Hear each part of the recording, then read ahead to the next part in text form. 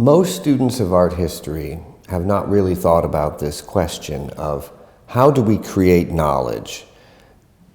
And it's a problem in all fields of study, inquiry, whether science or humanities or social sciences, to understand how your knowledge, what we know, how we know what we know, is a core question.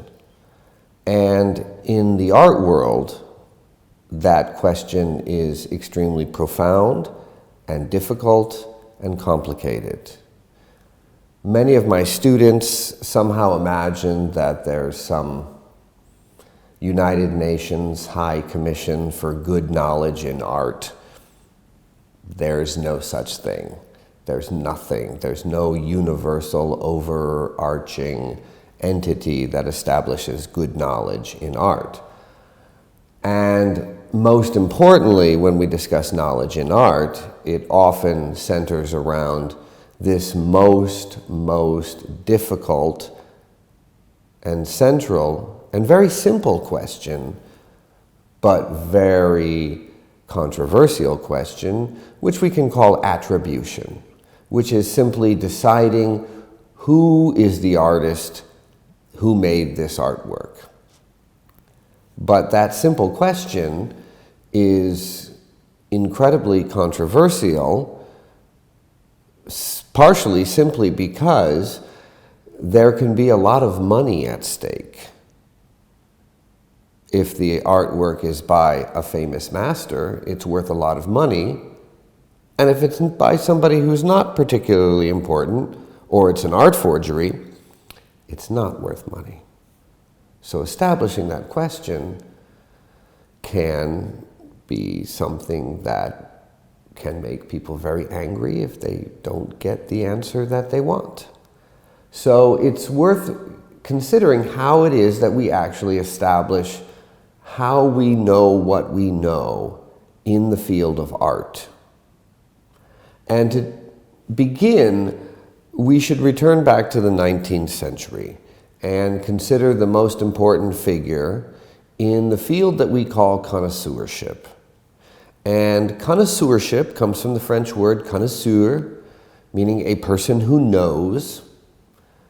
But in the art world, we use the word connoisseur in a very specific meaning. A connoisseur is that person, that expert in the art world, who can give attribution, who is an expert in a certain artist or a certain period, and if you show them an artwork and say who has made it, they would be able to make a determination and say, this artist made that artwork.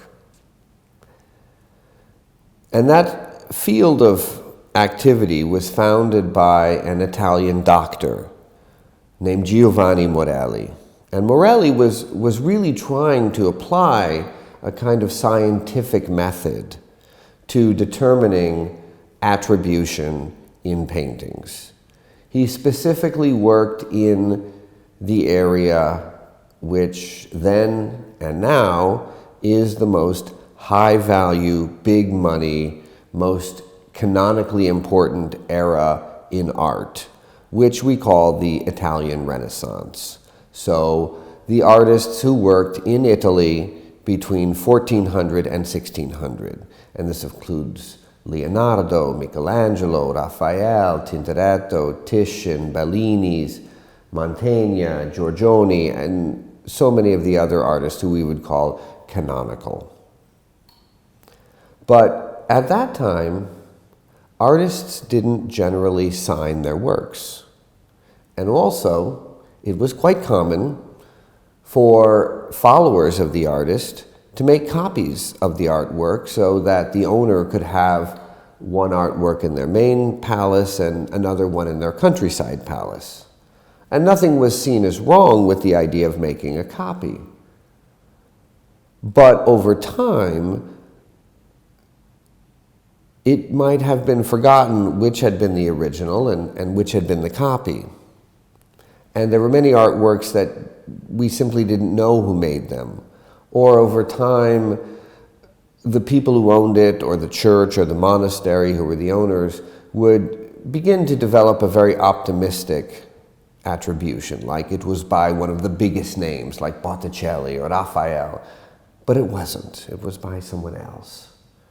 So Morelli decided to try to put order into all of this system and really figure out who made these artworks. And he did this in Italy, and he did it in the museums in Europe, going through and publishing a series of books where he reattributed a lot of artworks from what they had been known to be by, and saying it's by someone else. He really saw it as a scientific technique. And it was different than the way other art historians had approached paintings at that time. He said you shouldn't look at the obvious features of an artwork. If you're looking at a portrait of the Madonna, you don't look at the mouth and the eyes, because if it's a copy, the copyist would have placed great effort in making sure that the mouth and the eyes were exactly like the original. But the copyist might neglect the lesser details. Specifically, Morelli believed that artists develop very personal techniques for rendering the ears and the hands. And in the way they represented these parts of the human body, the artist would be essentially giving away, we might say, their metaphorical fingerprints. So he developed a series of diagrams to show how different artists, like Botticelli and Mantegna and Giovanni Bellini, how each of them would show an ear and how they would show hands.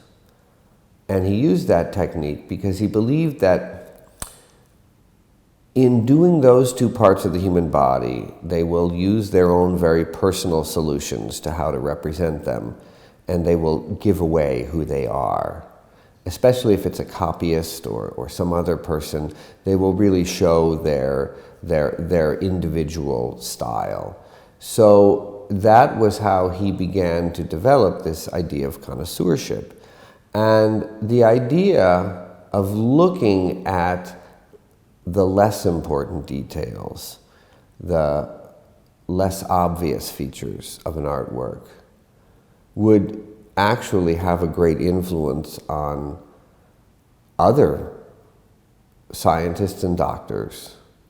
For example, Sigmund Freud, the founder of psychoanalysis, who read the writings of Morelli and decided that this idea of looking at the less obvious details, the neglected details, was very similar to the methodology that he thought would be successful in psychoanalysis, especially the interpretation of dreams.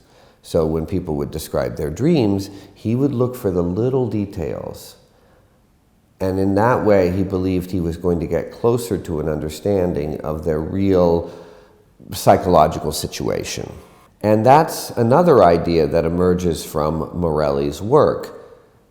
The concept of the word clue, C-L-U-E, a common word in detective novels and crime stories. But it was a new intellectual concept, essentially involving taking a very small piece of information and extrapolating large conclusions from it.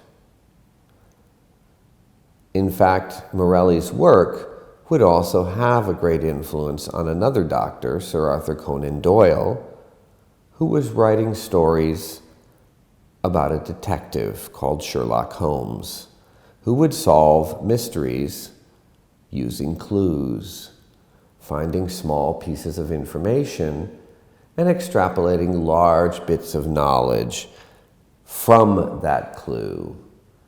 And in fact, there is a Sherlock Holmes story where Sherlock solves the mystery by identifying the unique features of the human ear.